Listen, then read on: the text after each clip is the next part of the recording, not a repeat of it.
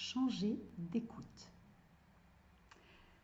Je m'interroge depuis quelques années, en tant que coach de la voix, sur cette façon détournée de maintenir les femmes dans la perception d'une forme vocale naturellement inadaptée, en les aidant à se forger une voix. Et si ce n'était pas la voix des femmes qu'il fallait changer, mais l'écoute que nous en avons? Et si nous réinterrogions nos réflexes d'écoute et les associations qu'ils enclenchent en nous à notre insu? Non, une voix aiguë n'est pas une voix hystérique. Non, un ton véhément chez une femme n'est pas une marque d'agressivité. Non, une voix sonore ne manque pas de féminité.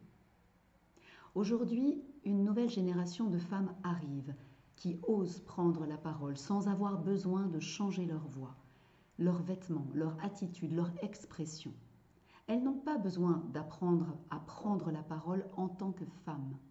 La confiance qu'elles nourrissent dans leur capacité et leur légitimité leur suffit. Elles savent qu'elles seront entendues, telles qu'elles sont, parce que d'autres déjà y parviennent et leur montrent le chemin. Elles ne veulent pas remplacer les hommes, elles veulent donner de la voix et qu'on les entende, émettre des idées et qu'on les écoute, participer aux décisions au même titre que les hommes, c'est-à-dire influer sur la marche du monde. Ce sont aussi ces femmes-là que j'ai eu la chance d'interviewer. Des femmes qui revendiquent avec enthousiasme leur légitimité à porter haut et fort la singularité de leur voix. Lucides, elles savent d'où elles viennent et œuvrent là où elles sont à faire changer concrètement le monde. Audacieuses, ce sont des femmes de conviction qui veulent rester authentiques même quand leur parole est médiatisée. Généreuses, elles s'engagent avec le cœur et célèbrent joyeusement les nouveaux liens de solidarité qu'elles nouent avec les autres femmes. Leur voix, c'est elle. Elles nous apprennent à toutes et à tous à nous écouter autrement, à entendre la discordance non plus comme une dissonance, mais comme une simple différence, à accueillir la voix des femmes dans ce qu'elle donne à entendre d'une autre forme d'expression, avec ses tonalités, sa musique, son rythme, ses nuances et ses idées.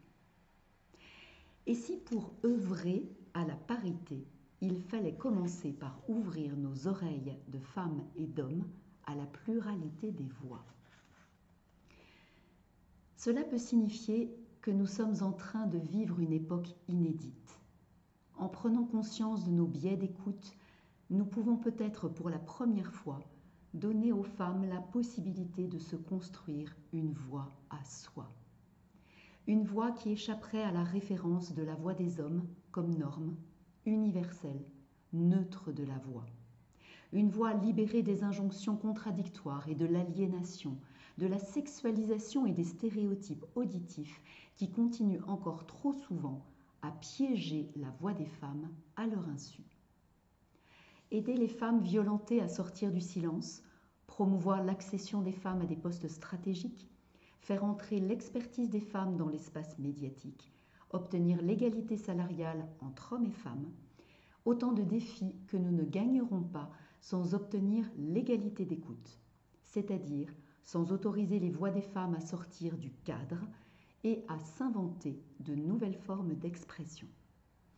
Cela passe sans doute par une remise en question de nos stéréotypes auditifs, mais aussi par la déconstruction de la voix intériorisée des femmes, celle qui se censure, se juge, se perd, se sabote, se travestit, se tait. Et si les femmes avaient les moyens de s'écouter elles-mêmes autrement, donneraient-elles à entendre une autre voix? C'est ce que pense Victoire Toyon. Lorsque la voix cesse d'être mutilée par la socialisation de genre, elle devient à la fois plus solide pour soutenir la pensée rationnelle et plus ouverte à l'expression des émotions. C'est le souhait que je fais en écrivant ce livre.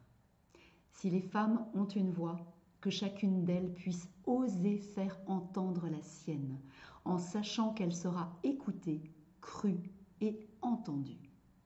Que le son d'une voix ne soit plus jamais le signal d'une autorisation à discréditer, mépriser ou humilier. Que les femmes puissent prendre leur juste place dans le monde, qui a tant besoin d'elles et de leur voix.